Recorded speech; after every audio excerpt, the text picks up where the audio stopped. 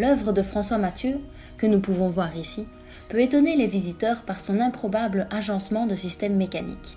Il faut dire que le Souffre des dieux ressemble davantage à une machine impossible qu'à une œuvre d'art.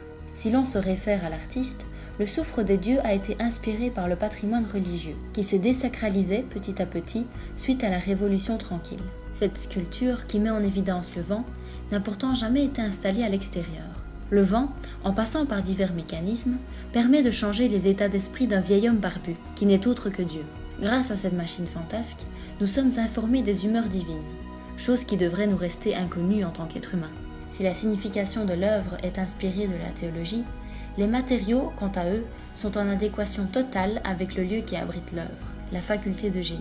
En effet, la diversité des matériaux utilisés, le bois, le béton, le cuir, l'acier et le fer forgé, n'est-elle pas aussi une évocation au génie des futurs ingénieurs, à qui on enseigne à dominer la matière concrète afin de servir leur dessein intellectuel? Grâce à la machine, l'artiste transforme l'immatériel, le vent, en quelque chose de spirituel. Sa vision de la matérialité et de l'immatérialité est un peu hors du temps, mettant en évidence des machines inutiles dans notre monde où toute intervention humaine sert à quelque chose. Par ailleurs, le titre Souffre ne correspond pas à l'élément chimique, qui s'écrit d'ailleurs avec un seul F, mais serait plutôt un mélange entre souffle et souffrance.